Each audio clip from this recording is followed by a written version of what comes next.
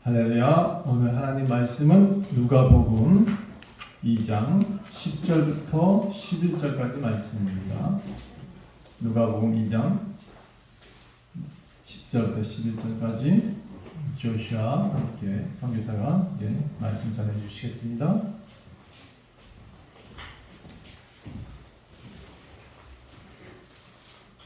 조세가 이르되 무수워하지 말라. 보라, 내가 온 백성에게 미칠 큰 기쁨의 좋은 소식을 너에게 전하노라. 오늘 다윗의 동네에 너희를 위하여 구주가 나셨으니 곧 그리스도 주시니라.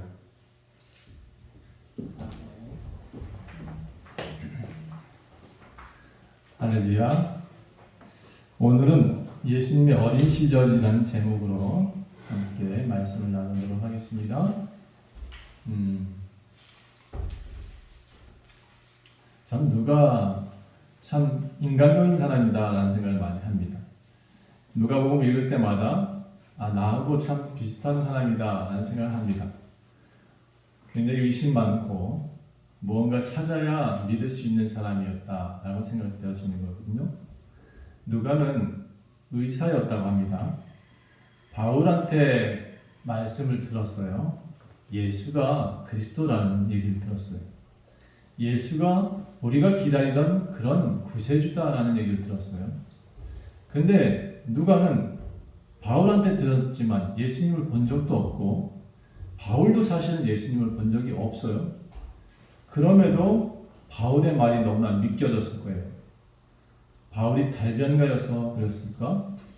저는 분명히 그가 그렇게 달변가였다고 생각하지는 않습니다. 물론 말 잘하는 사람이었을 것 같아요. 그렇다고 그가 많이 배웠다고 저는 사람들한테 믿음을 줄 수 있는 것은 아니다라고 생각됩니다. 많이 배운 사람일수록 의심은 되게 많더라고요. 그래서 제가 그 의심의 눈초리로 누가가 바울에게 들은 예수를 찾아 나서는 것을 누가복음 1장, 2장, 3장에서 기록했다라고 저는 생각합니다. 그래서 누가복음을 한번 다시 2장을 우리가 보고 있죠. 여러분 주변에 의사들이 있을 겁니다. 혹시 여러분의 주변에 있는 의사들은 예수님을 잘 믿나요? 제가 만난 의사들 물론 몇 사람은 신앙이 있습니다. 근데 많이 만나봤지만 만나본 사람들 가운데 예수님을 인정하거나 하나님을 인정하는 의사들은 참 많지 않은 것 같습니다. 그래서 저희가 기도해서 낫게 합니다라는 얘기를 저희는 못하죠. 그들 앞에서는 벌벌 떠요. 완전히 뭔가 미신을 믿는 사람이 온 것처럼 얘기를 해요. 저도 사실은 안수해서 사람을 낫게 한다라는 것은 크게 믿음을 갖지는 않아요.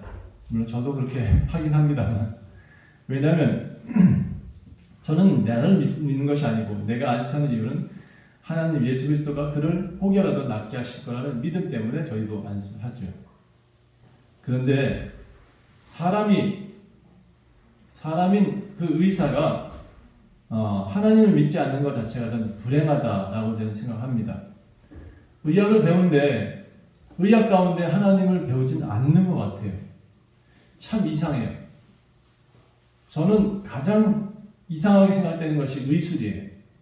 왜냐하면 그 사람들이 사람이 누구한테서 나온지를 분명히 알아야 되는데 그거를 인정하지 않고 동물로부터 나왔다라고 인정을 하니까 뭘 하냐면 연구하고 또 통계를 내고 수술 방법을 배우고 그 연구 결과를 전하려고 그러지 사람의 존재가 얼마나 존귀한 존재인지를 가르치지를 않는다라는 생각이 저한테 있습니다. 의사가 가끔은 사람다워 보이지 않을 때가 있습니다. 도리어 의사들은 제가 생각하는 의사들은 이랬으면 좋겠다. 제가 생각하는 의사들은 정말 하나님을 먼저 설명하고 당신의 생명은 우리 주께 있으니 하나님께 있으니 기도부터 합시다 하고 앉혀놓고 기도부터 해야 되지 않는가. 왜냐하면 그 사람의 생명 주신 이도 하나님이시고 거둬가시는 것도 하나님이라는 것을 의사들은 너무나 잘 알거든요. 여러분 의사들이 사람을 안 죽게 하는 거 봤나요? 저는 많이 사람을 죽이는 걸 봐서 그런지 의사를 잘 못 믿어요. 자, 그래서 의사들은 자기의 한계를 너무나 잘 알고 있습니다. 여러분들이 여러분의 한계를 알았다 그러면 지혜로운 사람이 될 것입니다. 한계를 모르는 사람이라 그러면 여러분 교만한 사람이라고 표현할 수 있습니다. 하나님을 믿지 않는다. 의사들은 자신의 한계를 너무나 잘 알고 있음에도 하나님을 믿지 않는다. 그래서 저는 그 사람들이 불쌍한 사람이다 라고 말을 합니다. 누구나 치료를 도울 수 있지만요, 실제 치료를 하는 것은 의사가 아니에요. 치료를 하는 것은 의사가 아닙니다. 의사들이 팔짝 뛰겠죠, 그렇죠? 이 얘기 들으면. 여러분, 우리 몸은 스스로 회복하는 능력이 있습니다. 암 조직을 떼어내고 난 다음에 그 암의 방사선 치료를 한다 해서 그 사람이 살아나는 게 아니라 우리 몸에 있는 암 조직을 떼어내고 나면 우리 스스로가 회복을 합니다. 그래서 그 회복을 돕는 일을 하는 것이 의사의 약이고 처방이고 그런 거예요. 약을 써서 기력의 회복을 도울 수 있지만 그렇다고 사람인 의사가 사람을 다 낫게 하고 안 죽을 수 있게 하지 못합니다. 다시 말해서 의사는 사람을 고칠 수 없습니다. 아무리 병을 잘 고치는 의사라 할지라도 사람을 또 구원할 수 없습니다. 우리도 가끔 의사의 도움을 받을 수 있어요. 네, 저도 병원 가서 주사 받은 적이 있고요. 저도 약간의 수술 받은 적도 있고요. 그래서 여러분, 의사가 우리의 몸에 도움을 주는 사람인 것은 분명하지만 우리를 구원하시는 이가 의사는 아니다. 네, 의사는 우리를 돕는 일들 중에 하나일 뿐입니다. 좋은 이유. 전 그 정도 이상으로 생각할 수가 없어요, 솔직히. 그런데 많은 사람들이 그 의사를 냉정하고 그 의사를 구원자인 것처럼 바라본 때가 너무 많은 것 같아서 제가 이 말씀 드립니다. 자, 따라합시다. 우리의 구원, 우리의 구세주는 오직 예수 그리스도. 네, 우리를 구원하시는 이는 예수 그리스도밖에 없습니다. 자, 누가는 바울한테 들은 그 예수 그리스도를 확인해야 됐습니다. 그래서 바울을 통해서 믿었기 때문에 누가가 면밀히 살펴봤다라고 우리 1장에서 표현하고 있습니다. 자세히 살펴서 자세히 미루어 살펴봤다라고 했어요. 그래서 누가가 한 번, 두 번, 세 번 그 예수를 찾아 나선 것 같아요. 그것이 1장, 2장, 3장의 내용입니다. 자, 믿음을 확인해야 됐거든요. 자신이 지금 무엇을 믿고 있는지. 바울은 아마 그렇게 또 열심히 연구하던 의사 중에 하나였으니까 자기가 배웠던 그대로 예수를 찾아 나섰다. 그가 어디서 태어났고 어떤 환경에서 살았고 그의 행적을 찾아서 유대 베들레헴 나사렛으로 가게 됐고 베들레헴으로 가게 됐습니다. 거기서 사람들을 만났습니다. 거기서 이야기를 들었습니다. 누가복음 1장과 2장은 예수님의 탄생과 어린 시절을 담고 있습니다. 다른 복음서에는 전혀 예수님의 어린 시절이 나오지 않는데 누가복음에 나오고 있습니다. 예수는 평범한 탄생이 아니었다라고 주장하고 싶었습니다. 그래서 누가복음 1장과 2장에 나온 예수의 탄생과 성장기에는 조금 황당한 얘기가 많이 나옵니다. 그런데 이게 요한이 황당하게 썼으면 거짓말이라고 말을 할 텐데 의사 누가가 연구하던 사람이 정확한 기록을 중시하는 사람이 이 얘기를 쓰고 있습니다. 예수는 구세주다. 예수는 이렇게 태어났다. 예수는 이런 사람이 증언했다.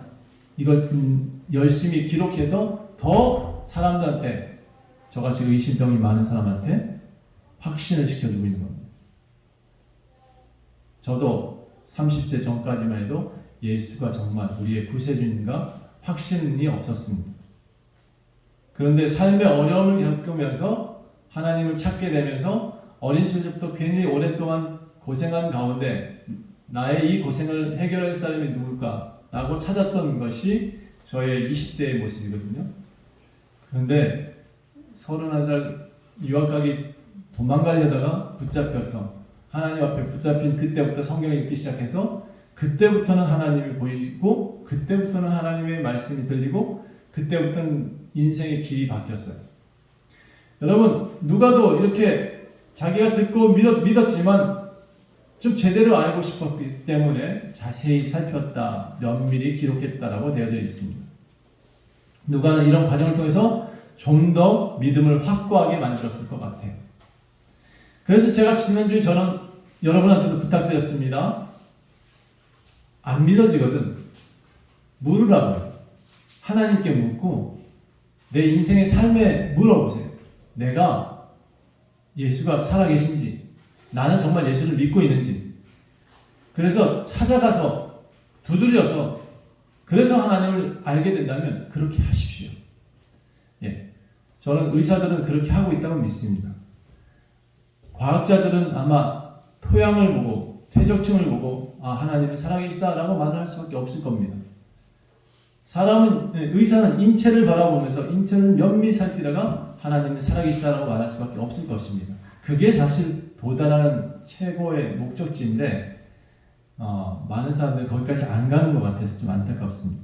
자, 누가는 면밀히 조사하는 가운데 누가복음 2장 1절부터 2절까지는 이렇게 표현합니다. 그때는 가이사가 로마의 황제가 가이사 아우구스토가 영을 내렸다. 호적을 하라. 모든 사람이 다 집안에 몇 명인지 몇 사람이 살고 있는지 다 써라 라고 명령을 내렸습니다. 그랬더니 유대에 살고 있던 총독 구레뇨는 로마 황제한테 잘 보이겠다고 굳이나 많은 사람들을 자기 고향에 가서 호적을 하라고 명령을 내립니다. 한숨 더 떠서. 로마 사람들은 자기가 살고 있는 동네에 가가지고 쓱쓱쓱 썼어요. 우리 집에 몇 명입니다라고 동네에서 했는데 이 구레뇨라는 총독은 로마의 속국이다 보니까 로마 황제한테 뭔가 잘 보이려고 했나봐. 그러니까 너네들 유대 사람들 다 고향에 가서 호적을 해라. 아마 정확하게 보고를 하고 싶었던 것 같아요. 그런데 여러분 이 내용을 자세히 살펴보면 이 내용 이전에 구약에 이미 이 요셉이 베들레헴에 가서 아이를 낳아야 되는 이유가 적혀 있습니다. 이게 미가서 5장 2절에 나오는 얘기인데 구세주는 베들레헴에서 난다 라는 이야기가 이미 구약에 예언되어 있는 거죠. 그러니까 하나님의 그 경륜을 통해서 이 구레뇨는 요셉한테 또는 마을 사람들한테 그 땅에 살던 사람한테 자기 집에 가서 호적을 해라. 그 명령이 도리어 구약의 예언을 이루는 놀라운 일들이 생깁니다. 미가서 5장 2절에 이렇게 표현하고 있습니다. 베들레헴 에브라다야 너는 유다 족속 중에 가장 작을지라도 이스라엘을 다스릴 자가 거기서 나올 것이다. 그의 근본은 상고에 오래전부터 영원히 있는 그런 분이시다 라는 예언이 나옵니다. 그 예언의 말에 따라서 예수가 베들레헴에서 난다. 나사렛과 베들레헴은요 유대 족속 중 가운데 제일 작은 동네거든요. 지금 우리가 말을 표현한다면 예수는 서울에서 나셔야 되는데 어디서 났느냐? 저기 신림에서 났대요. 아주 조그만 동네에서. 그러니까 이거는 말이 안 되는 얘기잖아요. 그렇죠? 그래서 사람들이 그렇게 말을 했어요. 어떻게 예수께서 왕이 그 나사렛 어촌에서 나냐? 말도 안 된다 이렇게 얘기를 했었거든요. 그런데 그 예언이 이미 되어 있었고 그 예언을 구레뇨라는 총독을 통해서 그의 입으로 명령하게 하셨고 그리고 요셉과 마리아는 자기 다윗의 집안 족속인 베들레헴을 가서 아이를 낳았다.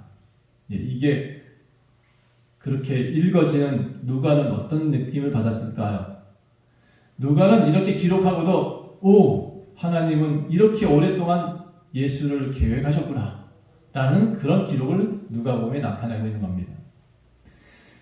예수께서 태어나실 때 사건을 면밀히 조사하던 누가는 또 놀라운 소식을 듣습니다.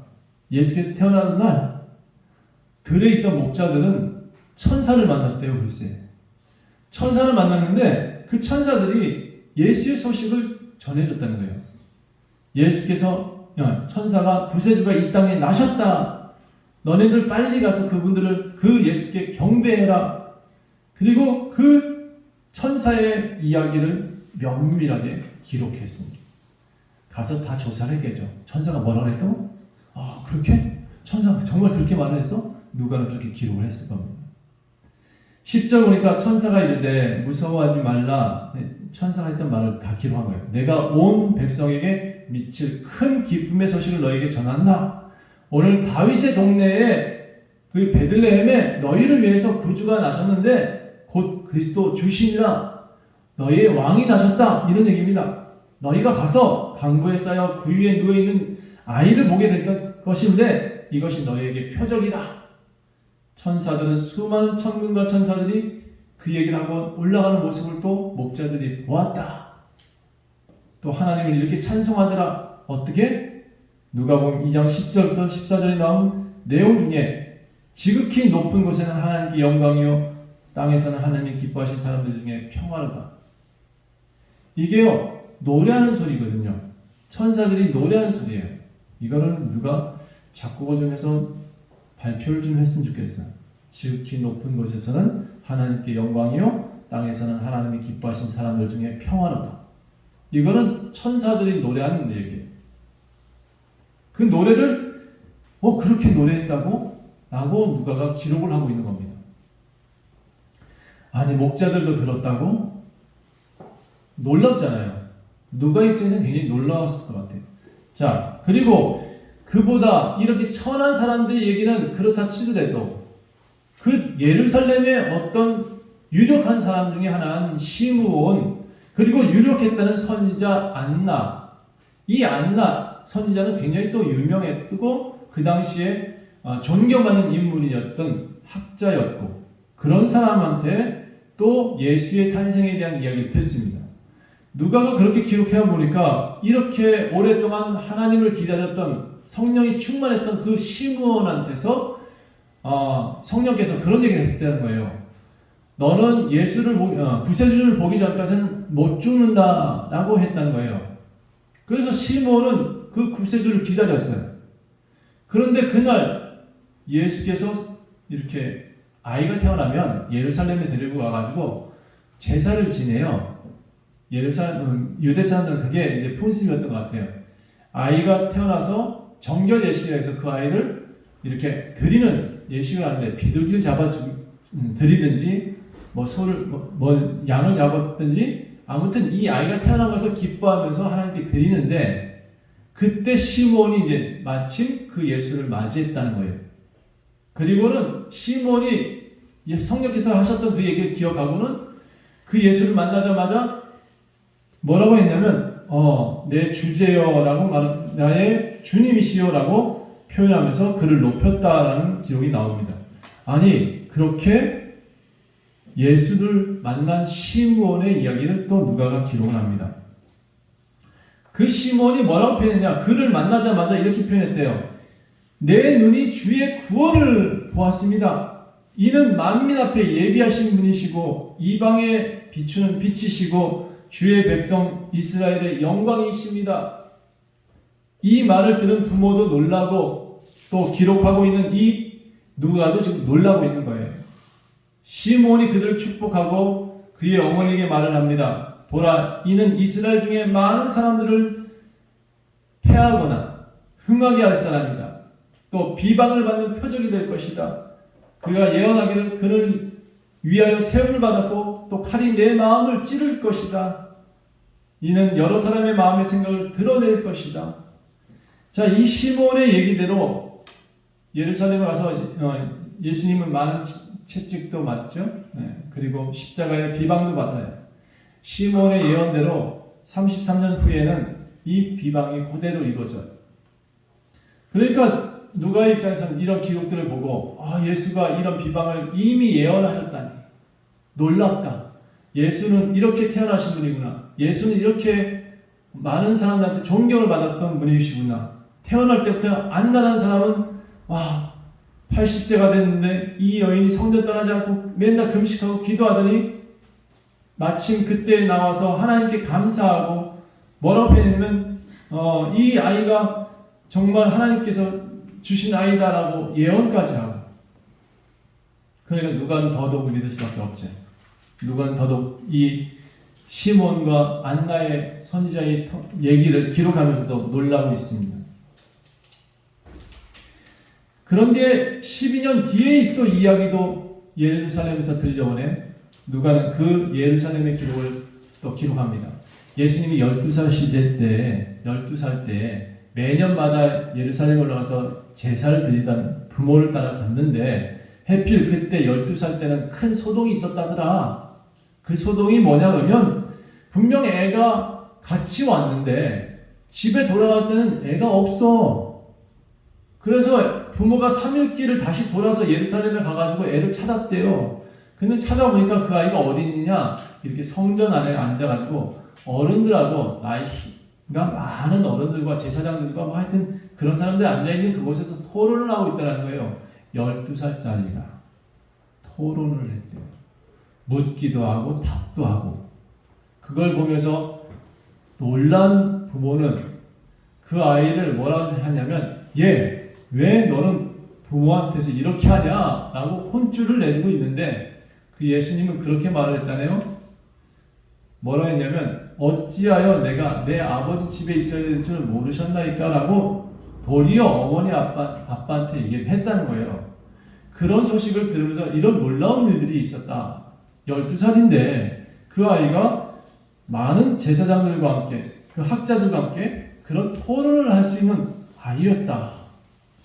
자, 평범하지 않은 아이다. 이것을 누가가 들은 거예요. 그러니까 이런 기록들을 쭉 나열해 보면서 누가는 무슨 생각을 했냐면, 예수는 분명히 구세주다라는 확신을 갖게 됩니다. 어릴 때부터, 유아기부터, 태어날 때부터 12살까지의 기록을 가지고, 이 사람은 또 예수님은 이렇게 특이한 분이고, 이렇게 하나님은 계획하셨고, 이렇게 예수님은 모든 사람들의 구세주로 날 수밖에 없는 그런 삶을 사셨다. 그래서 나도 예수님을 믿게 됐다라는 것을 더 이 사람이 사도행전을 쓰고 있는 누가가 똑같은 사람이죠. 또 데오빌로라는 그 예수님을 믿는 사람한테 이 기록들을 다 전달하는 겁니다. 자, 여러분 지금 이 누가복음의 저자는 누가지만 수신자는 데오빌로라고 되어 있습니다. 그런데 지금 수신자는 누구냐 그러면 의심 많은, 그래서 여기 앉아 계셔서 예수가 정말 구세주야? 라고 믿고 있는, 들어서 믿고 있는 여러분들한테 의사인 입장에서, 아주 과학자적인 입장에서 나는 정말 의심하는 사람인데 의심하는 내가 이렇게 찾아보니 진짜더라 라는 그 편지글을 여러분한테 지금 전하고 있는 것입니다. 저는 누가복음을 읽으면서 그런 생각을 많이 했습니다. 요한복음에는 요한이 황당한 얘기를 많이 하길래 그래, 요한은 좀 그럴 수 있어 라고 생각했는데, 요한은 믿음이 좋았으니까 믿음 때문에 저렇게 얘기한다는 생각을 할 수 있었고, 누가는 저처럼 어릴 적에 의심 많았던 저처럼 도대체 예수를 안 믿고자 했던 그 사람한테 아주 너무나 정확하게 말을 하고 있어요. 이런 분이셨고, 이렇게 태어나셨고, 이렇게 많은 사람들이 증언하고 있는 예수다. 그 예수를 이렇게 보니 나도 믿게 되었다. 이것을 저는 또 안 믿을 수 없잖아요. 그렇죠? 자꾸 보면 볼수록 무슨 생각이 드냐, 누가가 나보다 더 의심이 많은 사람이었다는 생각을 하게 돼요. 저보다 더 의심 많았던 누가도 예수님을 믿고 이렇게 전달하고 있는데, 여러분, 제가 한 가지 여러분한테도 전달하고 싶은 건 뭐냐면, 도대체 안 믿어져. 도대체 삶을 통해서도 못 믿겠고, 배워도 모르겠고, 목사님한테 들어도 안 믿어져. 그러면 여러분도 한 가지 하셔야 될 게 있어요. 누가처럼 의심이 많죠. 저도 그랬으니까. 여러분도 그럴 것 같아요. 매주 듣는데도 안 믿어져. 매주 듣는데도 그분이 나와 무슨 상관이야? 그 예수가 나와 무슨 상관이야? 그렇게 생각되어지면 그때부터는 실험을 좀 하세요. 실험. 이건 성경에 시험이라는 표현이 나오는데 테스트를 좀 해보라. 하나님을 테스트하라고 되어져 있어. 여러분 정말 하나님 살아계세요? 저는 어떨 때 하나님 살아계시냐 알게 되냐면 이렇게 어려운 시기인데 이렇게 하나님 앞에 나와서 예배드리기 힘든 시기인데 오늘도 예배할 사람들이 나 혼자가 아니고 여러분이 있네. 그렇죠? 제가 여지까지 목회하면서 한 번도 저 혼자 예배드린 적이 없어요. 그게 기적 아닌가요? 어느 날부터 300명을 모으는 그런 기적을 바라지 않고요. 그건 기적이 아니더라고요. 여기에 한 사람 한 사람이 나와서 함께 예배하고 있는 것이 기적이더라고요. 우리 교회를 거쳐나가고 있는 사람 한 사람 한 사람이 저한테 기적이에요. 전 그 기적을 보고 뭐라고 표현하고 있어요? 예수가 살아계시다라고 표현하고 있어요. 제가 요즘 나가서 강사일도 합니다. 성경을 가르치는 것이 아니라 SNS를 가르치는 일을 하고 있습니다. 그 또한 전 기적입니다. 교인만 만나고 있는 것이 아니라 많은 사람들이 저를 통해서 도움을 받고 있습니다. 이것이 또한 기적입니다. 제가 그렇게 할 수 있는 사람이라고 저는 생각하지 못했거든요. 어릴 적에 저의 삶을 보면 내가 무엇을 해? 우리 어머니가 저한테 항상 했던 얘기가 너는 무엇을 할 수 없으니까 내가 다 해줄게. 우리 어머니가 그렇게 저를 키웠어요. 그러니까 저는 항상 생각하기를 나는 아무것도 못하는 사람이야 라고 생각을 했었어요. 그래서 저는 제 아이들한테 그런 얘기 합니다. 너는 다 할 수 있으니까 다 해봐 라고 저는 키워요. 어머니가 저를 늦게 낳았기 때문에 저를 애지중지하시느라고 아마 그렇게 하신 것 같은데 20대 후반까지는 아무것도 못하는 사람이었는데 지금 보세요. 저는 모든 것을 하고 있는 사람입니다. 이게 전 또 기적입니다. 예수를 믿고 난 뒤에 저는 모든 것을 하고 있습니다. 제가 무슨 말씀을 드리고 있냐?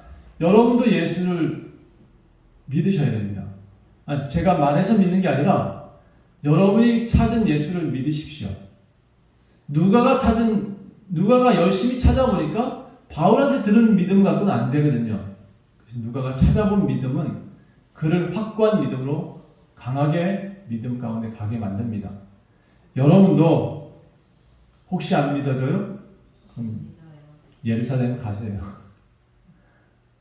혹시 안 믿어져요? 그럼 저를 좀 파요. 제가 알고 있는 예수를 좀 제대로 좀 알게 해달라고 좀 저를 괴롭히세요. 교회 성도들이 많아도 예수를 모르는 것을 많이 봐요. 제가 어떤 이의 죽음을 보면서 참 그렇게 큰 교회를 세웠으면서도 어찌 저리 죽나 그런 생각을 해봤어요. 아무리 많은 큰 교회 세우고 아무리 큰 교회 건물을 세웠다 할지라도 어떻게 저렇게 죽을 수 있나. 참 하나님을 모르는 사람의 죽음이 저렇구나라는 생각을 해봐요. 비슷하게 죽은 어떤 예수를 믿는 학자는 영정사진 하나도 없어요. 그리고 같은 시기에 죽었던 어떤 학자는 화환도 안 났고 부조금도 받지 않았어요. 그런데 그렇게 큰 교회를 세웠다는 어떤 목사님은 죽었다고 6,000명이 다녀갔다고 자랑을 하고 있고 아주 우리 교회보다 더 크게 화환을 만들어가지고 꽂아놓고 얼굴 대문짝하게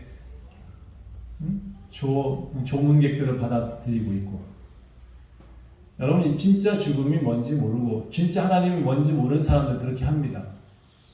근데 진짜 하나님을 아는 사람은 내 얼굴이 드러나길 원치 않고 예수가 드러나기를 원해야 되는 거죠. 저도 나중에 부탁을 하건데 제가 무엇을 많이 하고 얼마나 많은 일을 했다 할지라도 제가 만약에 죽었다 그 위에 영정사진 하나 놓지 말아 주셨으면 좋겠다.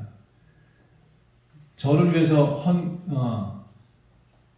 뭐 요즘 그때 와서 무슨 저기 꽃을 갖다 놔요, 그렇죠? 지금 갖다 놔요, 지금 차라리. 응? 그때 가서 저기 얼굴 드러나려고 그렇게 이쁜 사진 거기다 걸어놓지 말고 지금 저하고 마주하면서 함께 살아요. 저는 진짜 예수를 믿고 난 다음에 내가 잘생겼다고 얘기한 적도 없고 내가 잘났다고 말한 적도 없는 것 같아요. 여러분도 그랬으면 좋겠어요. 진짜 예수를 만났다 그러면 예수와 함께 살았다 그러면 그가 남긴 이 누가처럼 누가복음에 예수를 증거하며 살았던 것, 누가를 자랑하지 않고 예수를 자랑하는 것처럼 여러분도 자랑하며 살 수 있었으면 전 좋겠다. 예수를 믿으십시오. 네, 저를 통해서 듣는 이 얘기를 통해서 믿지 마시고 예수를 찾으십시오.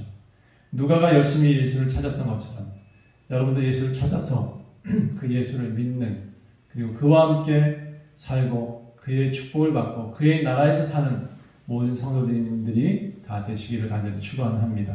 기도하겠습니다. 하나님, 누가가 바울한테 들었는데 더 자세히 살피고 더 열심히 예수의 행적을 쫓아갔습니다. 그래서 지금 우리도 의심하고 있는 우리에게도 이 누가복음은 그 예수가 정말 귀하게 태어나신 분이시고 또 우리의 구세주시고 그리스도이심을 분명히 밝히고 있습니다. 우리도 때로는 믿음이 연약할 때가 있습니다. 삶 가운데서 예수를 찾게 하여 주시옵소서. 그리고 기도 가운데 예수의 음성을 듣게 하여 주시옵소서. 그리고 하나님, 당신께서 살아계시다는 사실을 우리가 체험할 수 있게 도와주시옵소서. 하나님, 요즘 너무 어렵습니다.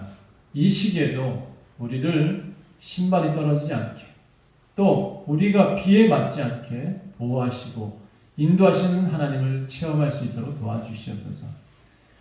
혹여 믿음이 없는 사람 그렇게라도 하셔서 믿을 수 있도록 도와주시옵소서.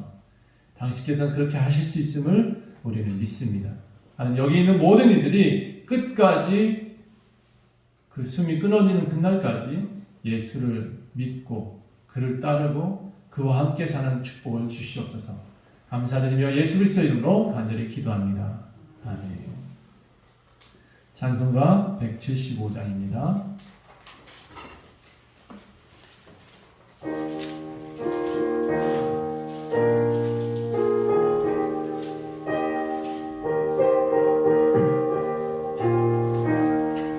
신랑 대신 예수